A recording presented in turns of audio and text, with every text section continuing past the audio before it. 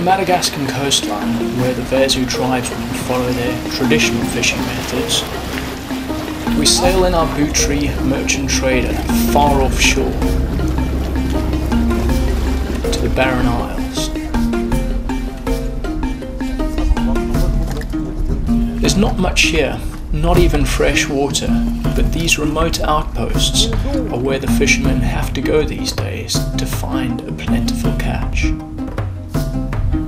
As we arrive at Nosy and Buru, our crew are hailed by a passing boat. Now this is the first motorboat we have seen since we've been out here.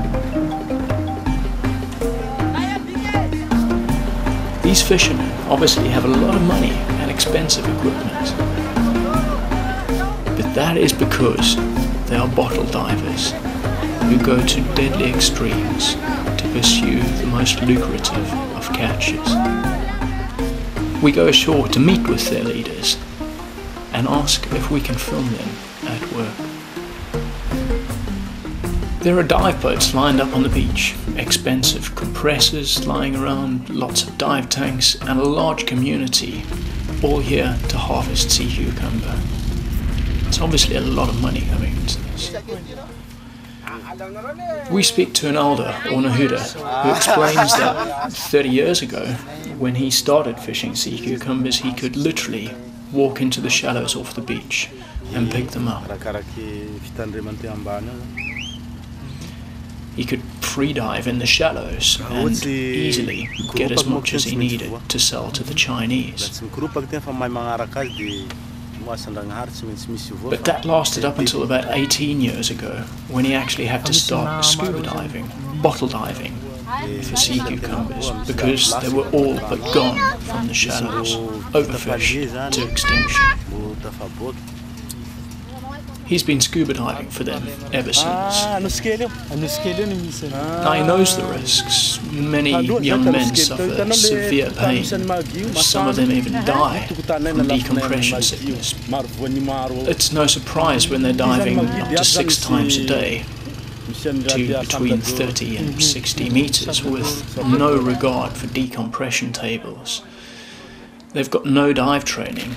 All they're after is this lucrative catch. So the following morning they agreed to let us go with them and film them diving so that we can actually see what they get up to and what practices they follow.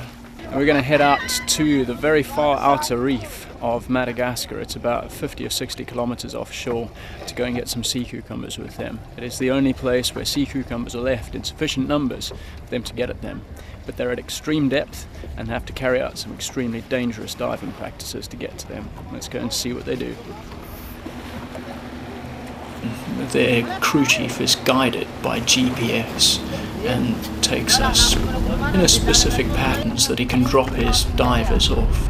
So they're just jumping into the water singly, so they haven't got any dive buddies, they're just going solo diving, and the water's about 22 to 30 meters deep here, and yeah, they're just being strung out in a line, dropping into the water.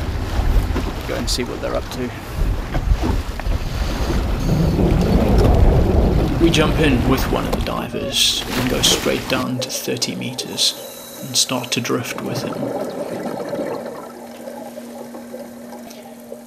He's got his eyes peeled and is looking about for sea cucumber.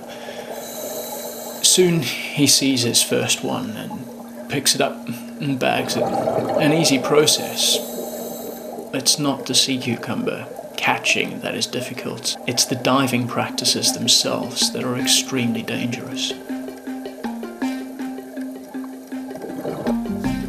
As your body experiences the greater pressures at these depths, more air dissolves in your bloodstream. The longer you stay down, the more air that dissolves. If you stay down for too long and come up too quickly, that air can then form bubbles in your body tissues, and that's what causes decompression sickness. Mildly, it causes pain. More severely, it causes paralysis, and in the severest of cases, it'll cause death. That's what these guys are risking.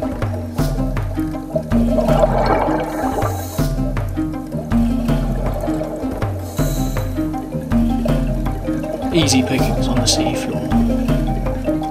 After 20 minutes, my dive computer beeps, starts to warn me that it's not safe to be down at these depths any longer. My dive buddy Beck also signals me to move up to our safety stop at 5 meters. Otherwise we'll run the risk of decompression sickness.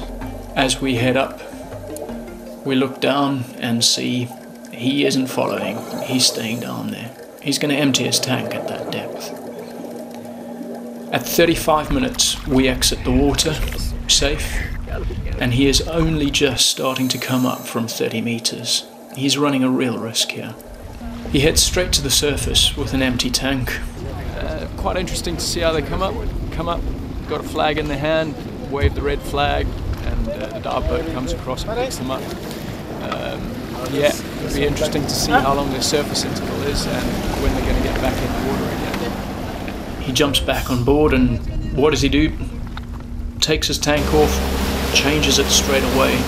He wants to go straight back in the water. That's the way they do things here. So 20 minutes later, he's ready to get back in the water. My dive watch is telling me that I've got 9 minutes down at 30 meters with my half-hour interval out of the water. He's only been out 20 minutes and is planning to go down for another 40 minutes. It's just not safe.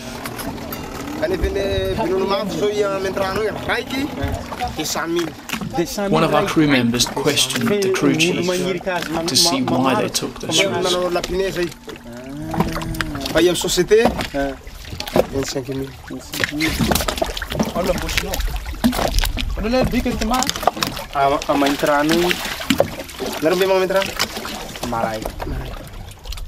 $25,000 one of these cucumber. Yeah, one of these species. 25,000 ariary for the species of sea cucumber. That's about 7 British pounds, which is about 7 times the daily wage on this coastline. So he's picked up about 5 of this particular species, as well as a number of other less lucrative species. And this one is 15,000 riyal go to the diver, and the last one is 500,000 riyal going to the diver. So just 500 ari. Yeah. And he's heading back in the water for another 4 dives today. That's a lot of money for one of these guys.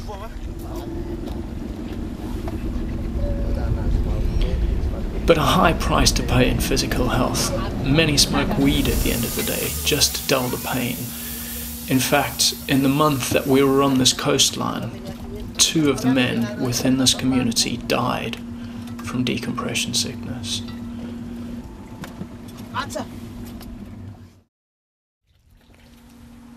We spoke to some of the bottle divers as they processed sea cucumbers, and actually we found a little bit of a message of hope amongst some of them, because they thought that perhaps they wouldn't need to continue doing this. They wouldn't need to continue risking their lives, as they heard that some villagers further down to the south had started farming sea cucumbers and making a decent living from it. If they can do that, then perhaps it won't be necessary for these guys to risk their lives any longer. We wanted to know more, so we said farewell to the bottle divers and their risky diving practices, and headed back out to the Buttery so that we could sail further south and investigate.